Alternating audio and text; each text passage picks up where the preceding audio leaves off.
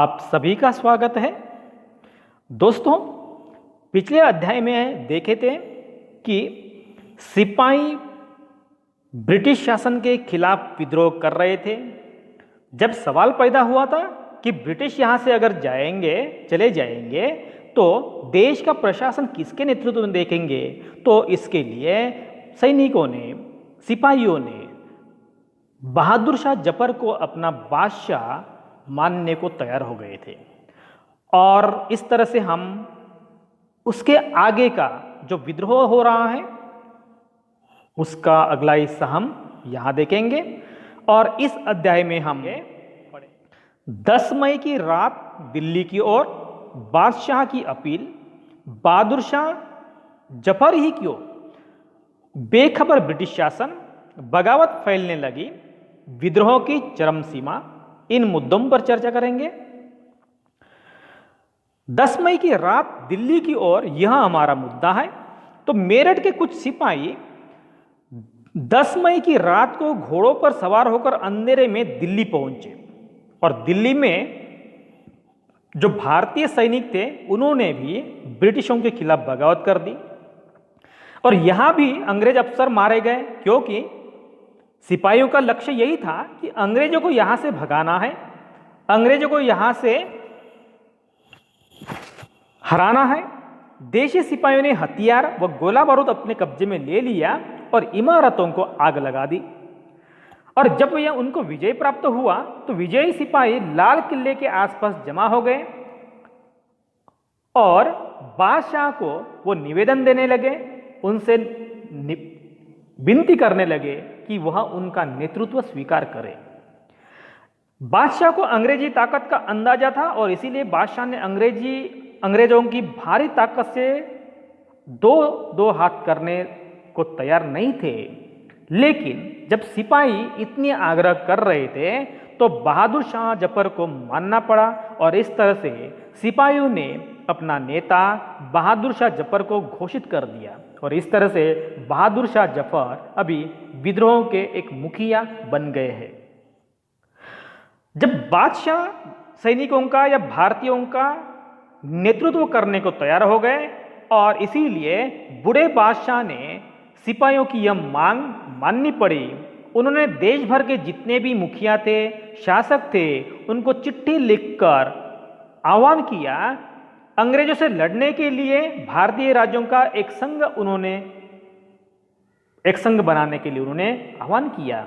उनका कहना था कि अगर हम एक साथ आकर अंग्रेजों के साथ लड़ते हैं तो उनको हराना बिल्कुल आसान है, उनको हम देश से निकाल सकते हैं।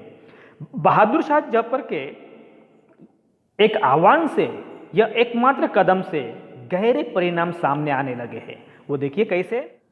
अभी हमारे पास क्वेश्चन है कि बहादुर शाह जफर ही क्यों देश का नेतृत्व करेंगे, तो उसके पीछे भी कारण है। जैसे कि अंग्रेज आने से पहले देश के बहुत बड़े हिस्से पर मुगल साम्राज्य का ही वर्चस्व था और ज्यादातर जो छोटे शासक थे या रजवाड़े थे, मुगल बादशाह के नाम से ही अपने शासन अपने अपने इलाकों में चला रहे थे। ब्रिटिश शासन की विस्तार से भयभीत ऐसे बहुत सारे कुछ शासक थे, उनको लगता था कि अगर मुगल बादशाह दोबारा शासन स्थापित कर लेते हैं तो वे मुगल आधिपत्य में दोबारा अपने इलाकों का शासन बेफिक्र होकर चला सकेंगे। तो इस तरह से उनकी मंशा थी।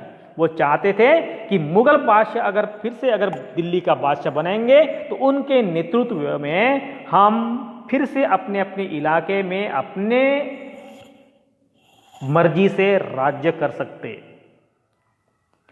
और इसी दौरान अंग्रेजों को यह इतनी उम्मीद नहीं थी कि यह विद्रोह बहुत ही जन विद्रोह बन जाएगा। ये उनको उम्मीद नहीं थी। उनको लगता था कि यह केवल कारतूसों के मुद्दे पर हुई कुछ उथल पुथल है, वो जल्द ही निपट जाएगी, जल्द ही शांत हो जाएगी। लेकिन ऐसा नहीं हुआ, क्योंकि जब बहादुर शाह जफर ने बगावत को अपना समर्थन दे दिया तो परिस्थिति ही पूरी की पूरी बदल गई। यह स्थिति रातों रात बदल गई थी। जब लोगों को कोई रास्ता दिखाई देने वाला, जब लोगों को कोई रास्ता दिखाई देने लगता है तो उनका उत्साह और साहस और बढ़ जाता है। इससे उन्हें आगे बढ़ने की हिम्मत मिलती है, उम्मीद मिलती है और उनका आत्मविश्वास भी बढ़ जाता है। तो बहादुर शाह जफर जो मुगलों का वंशज है, दिल्ली में जिन्होंने शासन किए हैं, उनका यह वंशज है जो जनता को अभी अपील कर रहा है और ब्रिटिश नीतियों की वजह से इतने सारे लोग त्रस्त हैं। तो बहादुर शाह जफर की बात मानने को सभी लोग तैयार हो गए थे और इस तरह से ब्रिटिशों को अंदाजा भी नहीं था कि यह केवल कारतूसों के मुद्दे पर जो उथल पुथल हो रही थी, वही उथल पुथल ब्रिटिश साम्राज्य के लिए एक आह्वान बनेगी, इसकी उनको उम्मीद ही नहीं थी। अभी बगावत यह फैलने लगी किस तरह से, देखिए कि एक के बाद एक हर रेजिमेंट में सिपाहियों ने विद्रोह कर दिया और वे एक दूसरे का साथ देने लगे। जो स्थानीय नेता थे, जमींदार थे, मुखिया थे, वे पीछे इन संगठन के साथ आने लगे। स्वर्गीय पेशवा बाजीराव के जो दत्तक पुत्र हैं नाना साहब पेशवा ने खुद को पेशवा घोषित कर दिया। उन्होंने सैनिक इकट्ठे किए और ब्रिटिश सैनिकों को शहर से उन्होंने खदेड़ दिया। उन्होंने ऐलान किया कि वह बहादुर शाह जफर का गवर्नर है और उसके गवर्नर होने के कारण वह बहादुर शाह जफर के आदेश को मानेंगे। लखनऊ के वाजिद अली शाह के बेटे हैं बिरजिस कद्रा, उन्होंने लखनऊ का नवाब घोषित कर दिया खुद को। उन्होंने बहादुर शाह जफर को अपना नेता या बादशाह मान लिया। उनकी मां बेगम हजरत महल ने विद्रोह को बढ़ावा दिया, उनको बढ़ावा देने में भरसक कोशिश की। इधर झांसी की रानी लक्ष्मीबाई विद्रोही सिपाहियों के साथ जा मिली। तात्या टोपे ने भी अंग्रेजों को भारी चुनौती दी। विद्रोहियों का सामने अंग्रेजों की संख्या बहुत ही कम थी, क्योंकि विद्रोही यह भारतीय थे और ब्रिटिश या यूरोपीय थे। यूरोपियन लोगों की संख्या यहाँ कम थी, अंग्रेजों के पास संख्या कम थी, विद्रोही के पास मैन पावर ज़्यादा थी। और इसी दौरान बहुत सारे महत्वपूर्ण नेता सामने आए, जैसे फैजाबाद के मौलवी अहमदुल्ला शाह, बख्त खान, कुंवर सिंह, इस तरह से अन्य नेता भी यहाँ सामने आए हैं। उनकी भी जानकारी हम आगे के स्लाइड में लेते हैं। जैसे जैसे विद्रोह फैला, छावनियों में अंग्रेज अफसरों को मारा जाने लगा। तो ये छावनी जो थी, तो और यहाँ जाकर अंग्रेज सिपाहियों को विद्रोही सिपाही जाकर उनको मार डालते थे। रानी लक्ष्मीबाई, बिहार के जमींदार वीर कुंवर सिंह, इन्होंने भी इस आंदोलन में बढ़ चढ़कर हिस्सा लिया था। चित्र है अंग्रेज टुकड़ियां दिल्ली में घुसने के लिए कश्मीरी गेट को बारूद से उड़ा देती है, तो ये भी सीन है। विद्रोह की चरम सीमा की बात करते हैं।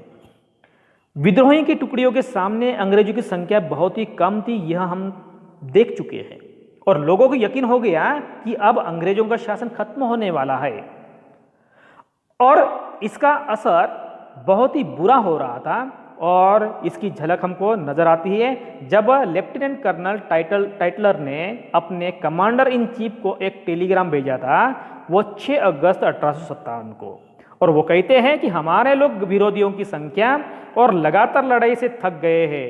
एक एक गांव हमारे खिलाफ है, जमींदार भी हमारे खिलाफ खड़े हो रहे हैं। तो यह इसी मैसेज से, इसी संदेश से हमको पता चलता है कि ब्रिटिश लोग कितने परेशान थे, कितने खौफ में थे।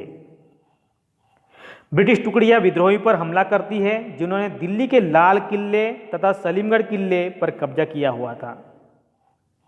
यहां आप देख रहे हैं कि अंग्रेज टुकड़ियां कानपुर के पास विद्रोहियों को पकड़ लेती है और यहां बता रहे हैं कि एक सिपाही, कलाकार ने इसमें चित्रकारी की है, तो उन्होंने बताया है कि अंग्रेज सिपाहियों को बहादुर से विद्रोहियों पर धावा बोलते हुए दिखाया गया है। तो ये चित्र को निकालने वाले भी चित्रकार होते हैं, वो यूरोपियन होते हैं और इसीलिए अपनी परंपरा या अपनी कौमी को अच्छी तरह से या बहादुर दिखाने के लिए वह इस तरह से चित्र निकालते थे।